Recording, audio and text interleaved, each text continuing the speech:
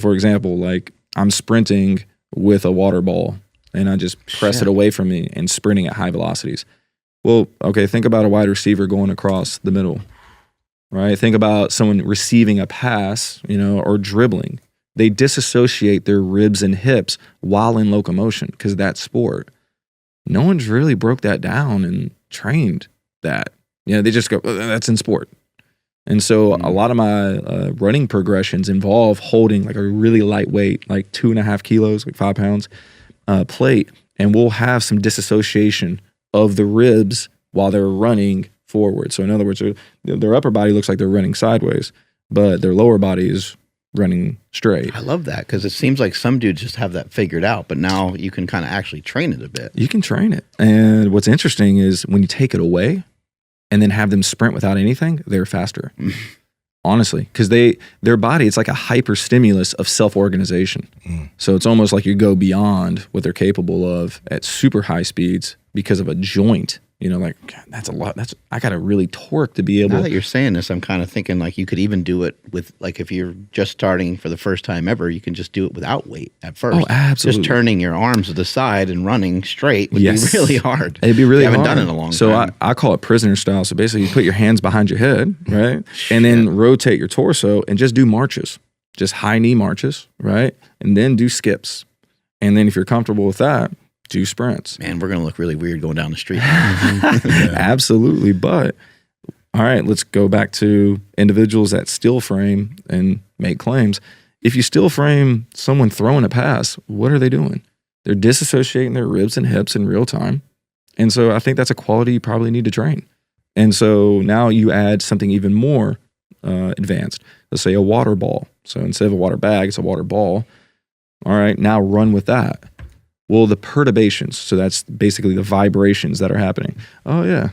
What are some of these nice and shirtless apparatus things called? What are these pieces of equipment called? So that's right there. What you see is a water bag. So basically, it's got multiple handles, so you could hold it like, for instance, if you're doing barbell movements. So I could do cleans with it. I could do snatches with it.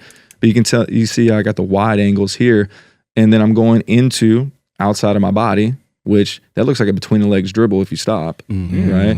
But at the same time, I'm over exaggerating my torso, and so but my upper body's still going in, or my lower body's still going in locomotion. So if I take that water bag away and then I start sprinting, I have a lot of access because I just gave myself a lot of capacity. And so that's where you can do it at high speeds. Yeah, that was being bored. Water bag in water, that was a little OD.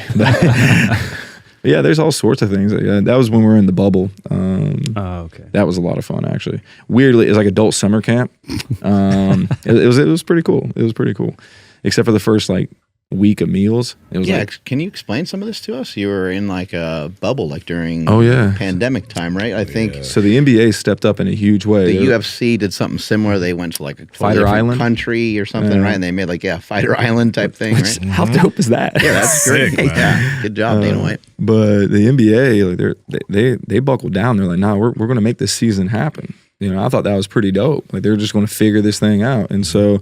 They brought, I don't remember how many teams, but we were literally the last place team to get into it. And so basically it's bringing, let's just throw out a number like 18. Mm-hmm. So they brought in 18 teams and we stayed all in a Disney resort. So we were all in different hotels and then they had pop-up gyms. And so essentially it was really cool because it was basically college environment for me because we had limited access to what we could get our hands on. And so we also had limited access to gym availability. So it's like kids going to class all day and then having to come and train and do practice with me. Yeah. And so that's 3 hours out of the day that we had that kind of access. So it's really tough to navigate for professional athletes and coaches that have only worked in professional sports. And so I'm like, oh, this is easy. This is college. This is easy to organize. And so what we would do is just try to get creative because, dude, we're just there all day. So we just try to find different ways to train and have fun and just, it's kind of tough. You're away from your significant others. A lot of people are away from their kids. For how long? This was 2 months. Damn. Yeah, it was wild. So that's us kettlebell partner passing with a sprint medley in between. It was just us just being idiots, really. But that looks brutal, though. But it was fun. Oh, absolutely. Yeah. It was tough. I became a lot more, quote unquote, fit during this time. What else did you learn during this time period? Just You don't help need much. with like creativity and stuff. Yeah, I would imagine, you just don't- in general. Right? You just don't need much. Power Project family, we talk about sleep all the time on this podcast, as you know.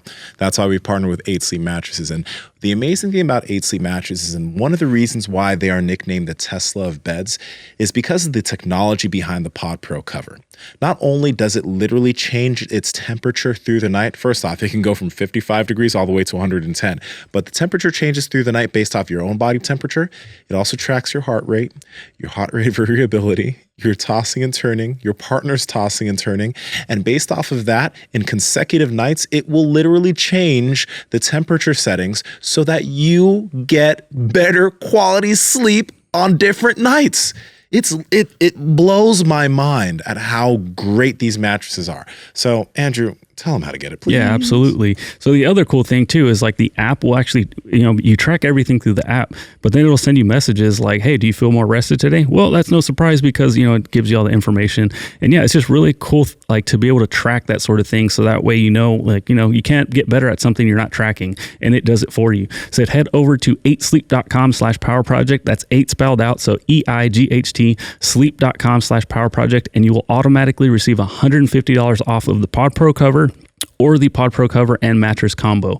Again, no code for that. You guys will get that automatically. Links to them down in the description as well as the podcast show notes. This is when we're stuck in the hotel. So we were locked down for I'm a maniac. we had to quarantine for 3 days in the hotel. So we couldn't even leave our room for 3 days. Couldn't leave the room. So I'd actually use my luggage to do like split squats with. And then there I'm like, okay, how am I going to get a fitness component without being able to actually run anywhere? So I'm like, all right, the mattress is pretty soft. So if I ran in place, I'm going to get wicked tired from it. So that's what I do. Nsima's mom would beat his ass if he ran out of bed. Right? Absolutely. God dang. But man, once again, that was the cool part. It's like, you don't need much to get a training stimulus. You just need the ability to think what is the training stimulus you're trying to get. And once again, disassociating ribs and hips. And then I loaded that thing up. I think I had like bathroom towels in there, hair dryer. I literally got everything that I could like stuff in there to be able to create load. Because t-shirts just weren't doing it. This must have been kind of cool. No, that sucked. Well, I'm just saying, like being with this is great. Like just being around the other coaches, like you guys were probably coming up with all kinds of stuff all day long. Now that was the fun part, was just us like really bringing our heads together and going, okay, what we got today? Because we got 8 hours to do something. What were people leaning into at this time? Like, for a lot of people, they unfortunately, went in a bad direction. Like their mental health went, a lot of drinking, a lot of overeating. Like, did you guys find yourself get trapped in that a bit, or were you able to just kind of focus in on what you always focus in on, which is looks like fitness? I thought it was the glow up. Like for me, it was everything. So I'm like, wait, I don't have to go to work.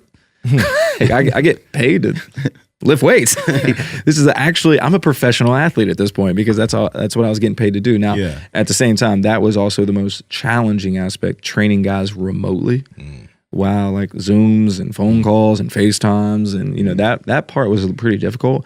But for me, I'm like, dude, like how much can I train during this time? Like, is the most how should I say this? The most selfish I could have possibly be, because it was just me. Oh, this is a version of Danny Ball. Danny Ball, yeah, That's right. our boy Ian Danny. They took away our nets. So I'm like, all right. So now we had to create lines in the middle so that there's no way you could throw it low. So that you had to throw it within bounds. Who's like the champion of this? It's like Tebow, right? Is it James Harrison? No, it's me. It's 1,000% me. No, I do take that game almost way too serious, like to the point where I lose friends. How much is the med ball that you use? 10 pound Dynamax ball. But yeah, to me, I've been playing that game ever since it was introduced to me by my mentor, Jonas Saration at UNC Chapel Hill. So see, that's what that red line is. That's where you can't throw it in. That's a no I like throw how zone. official that is. That's like some NFL type shit right there. Yeah, that was me on Scribble on my iPad. That's what that was.